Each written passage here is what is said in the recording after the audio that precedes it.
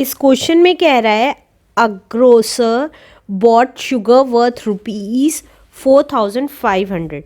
Grocer sugar लेके आया 4,500 rupees की। He sold 1/3 of it at a gain of 10%। 1/3 उसने 10% गेन में बेच दी। At what percent must the remaining sugar be sold to have a gain of 12% on the whole. कितने gain percent पे वो और बाकी की बची हुई शुगर बेचेगा कि जिससे कि उसको पूरी ट्रांजैक्शन पे 12% का गेन हो जाए। तो कैसे करेंगे? देखिए, ग्रोसर जो शुगर लाया था 4,500 की लाया था, तो कॉस्ट प्राइस पता चल गई। Cost price of sugar that is ₹4,500।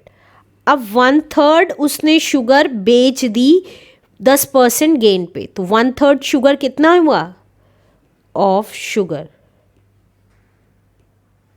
तो देखिए 1/3 इंटू 4,500, तो दैट मीन्स उसने 3 1 3 3 1 3 3 5 15 एंड 2 0।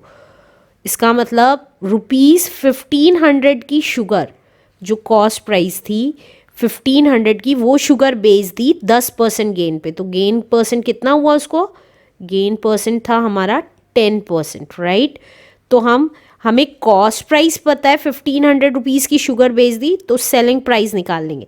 सेलिंग प्राइस का गेन परसेंट के इस केस में फॉर्मूला क्या होता है? 100 plus gain percent upon 100 into CP। तो ये कितना आ गया? 100 प्लस 10 अपॉन 100 इंटू 1,500। तो ये आ गया 110 अपॉन 100 इंटू 1,500। तो ये कितना आ गया? देखिए 2 0 से 2 0 कैंसिल हो गई, तो हमारी सेलिंग प्राइस निकल के आ जाएगी 0 as it is. 11 5 55, 5 carry, 11 1 11 plus 5 is 16। 1650 rupees की उसने जो 1,500 रुपीज़ की शुगर थी वो बेच दी 10% गेन पे। अब वो कह रहा है कि उसको पूरी ट्रांजैक्शन पे 12% प्रॉफिट चाहिए, तो उसका गेन परसेंट कितना आएगा? तो देखिए टोटल गेन उसको कितना चाहिए?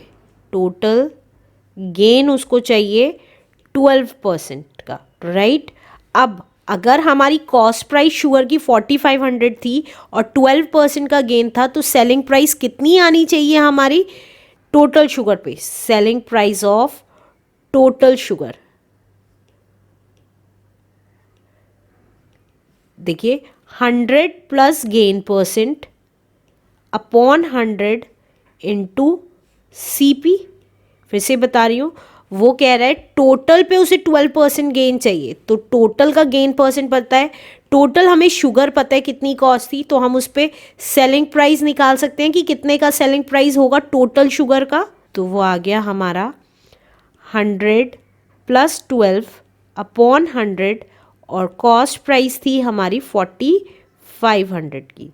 तो कितना आ गया?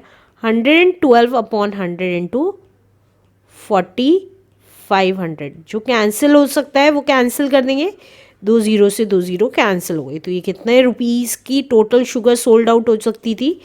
112 इंटू 45, 5 2 10, 5 1 5 6, 5 1 5, 4 2 8, 4 1 4, 4 1 4। तो आगे 0 14 कैरी 1 10 कैरी 1 5।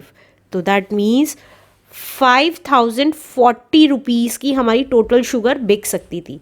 लेकिन अभी अभी जो हमने शुगर सोल्ड करी है वो कितने की सोल्ड की है?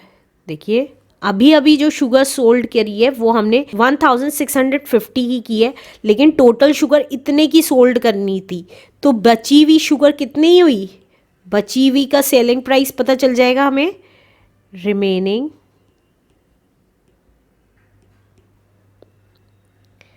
SP जो कितनी थी? 5,040 की बिकनी थी और हमने 1,650 की ऑलरेडी बेच दी है। तो कितनी की बची? 0।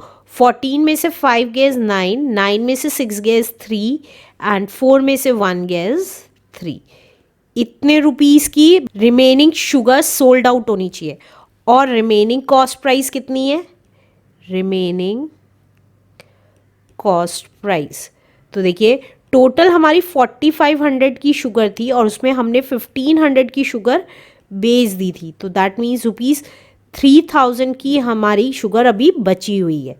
अब देखिए एसपी है हमारा ज़्यादा कॉस्ट प्राइस से, फिर से बता रही हूँ टोटल शुगर इतने की बिकनी चाहिए थी, लेकिन हमने उसमें से 1/3 हमारी शुगर बेच दी थी, वो 1650 की थी, तो रिमेनिंग कितनी एसपी होनी चाहिए वो निकाल ली। इसी तरीके से टोटल शुगर 4500 की आई थी और 1500 की शुगर हम बेच चुके थे, तो total cost price, remaining cost price कितना होना चाहिए था? 3000। तो अब यहाँ अगर आप देखेंगे एसपी ज़्यादा है सीपी से, तो एसपी जब ज़्यादा होता है तो हमारा गेन होता है, तो गेन का फॉर्मूला क्या हुआ? SP minus CP. तो एसपी था हमारा 3390 और सीपी था हमारा 3000, तो हमें गेन कितने का हो गया? दैट इज़ 390 रुपीज़ का हमें गेन हो गया। तो अब हम गेन परसेंट निकाल देंगे। गेन परसेंट का फॉर्मूला क्या होता था? गेन रिमेनिंग पे ही निकालेंगे। अब सीपी रिमेनिंग वाला लेंगे क्योंकि वो क्वेश्चन में कह रहा है कितने गेन परसेंट आएगा जो remaining sugar be sold, right, इसलिए। तो गेन आया हमारा 390 रुपीज़ और cost price, remaining cost price that is 3000 into 100, तो ये कितना आ जाएगा? 2 ज़ीरो से 2 ज़ीरो कैंसिल हो गई, 1 ज़ीरो से 1 ज़ीरो कैंसिल हो गई, 3 1 ज़ा 3, 3 3 ज़ा 9, तो ये कितना आ गया? 13%। तो इसका मतलब हमें 13% गेन परसेंट पे रिमेनिंग शुगर को सोल्ड करना पड़ेगा, जिससे कि हमें टोटल शुगर पे 12% का फ़ायदा हो सके। आंसर